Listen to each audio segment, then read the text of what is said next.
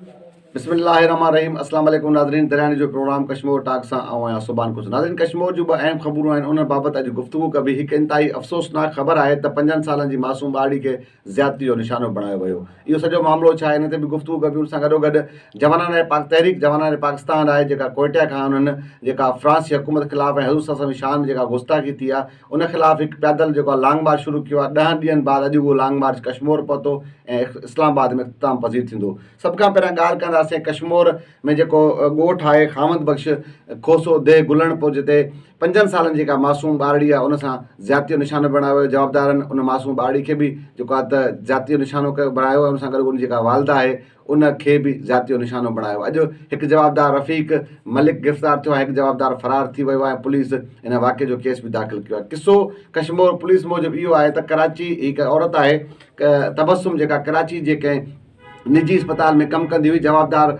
इहो जेको आहे रफ़ीक मलिक ऐं जेको ॿियो साथी आहे जेको जंहिंजो ज़ात बुगटी क़बीले सां जंहिंजो तालुक़ु आहे, उहे हुते कंहिं इलाजु कराइण जे सिलसिले में कराची विया, जिते उन औरत सां हुनजी मुलाक़ात थी। उनखे नौकिरी ॾियारण जे बहाने हिते वठी आया। इन पंहिंजे ॻोठ में 7 ॾींहंनि ताईं उन औरत सां जिनसी ज़्यादती जो उन औरत खे जिनसी ज़्यादती जो निशानो बणाईंदा रहिया ऐं बाद में उनखे इहो चई कराची रवानो कयो त वञ ऐं जेका तुंहिंजे गॾु जेका ॿी माई कमु कंदी आहे उनखे हेॾां वठी ईंदे त पोइ तोखे जेका तुंहिंजी 5 सालनि जी धीउ आहे जंहिंजो अलीशा नालो आहे उहो तुंहिंजे हवाले कंदासीं।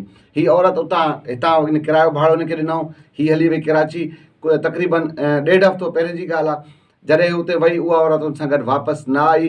मजबूर थी करे हीअ औरत कश्मीर पुलिस वटि पहुती ऐं सॼो किसो ॿुधायो। कश्मीर पुलिस इंतिहाई चालाकी सां हिकिड़ी कार्रवाई कई आहे ऐं उनमें जेको पुलिस ॿुधाए पई उनमें इहो थियो, जॾहिं हीअ औरत पहुती हिननि हिकिड़ी हितां लोकल हिकिड़ी ॿी औरत हायर कई जंहिंसां उन्हनि जेका जवाबदारनि जी गुफ़्तगू करायूं त वाह हाणे हीअ जेका माई आहे हिन सां ॻाल्हाए मां हिनखे वठी आई आहियां। जॾहिं जवाबदारनि खे पक थी, हुननि टाइम ॾिनो, सिविल कपिड़नि में पुलिस एहलकार बि हुया।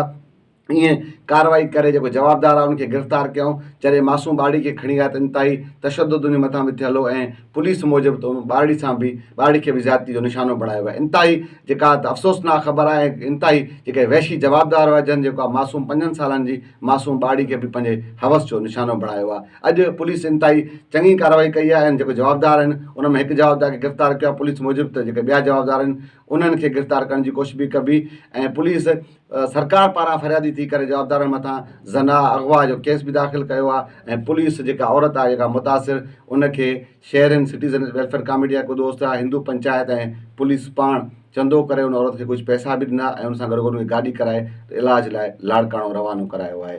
हाणे ॾिसजे हिन जवाबदार खे कहिड़ी सज़ा मिले थी ऐं पुलिस पंहिंजे केस खे कीअं सुठे तरीक़े सां चालान करे पेश करे थी त जीअं जवाबदारनि खे सज़ा मिली सघे। उन सां गॾोगॾु ॿी जेका अहम ख़बर आहे उहा इहा आहे त जेको आहे त फ्रांसी हुकूमत पारां जेको आहे त हज़ूर सल्लम जी शान में गुस्ताखी करण वारे जेका अमल ख़िलाफ़ु जेको आहे त जवानान पाकिस्तान तहरीक जवानान पाकिस्तान जे कारकुननि कोयटा खां हिकु लॉन्ग मार्च शुरू कयो आहे, जेको 10 ॾींहंनि बाद अॼु कश्मीर पहुतो।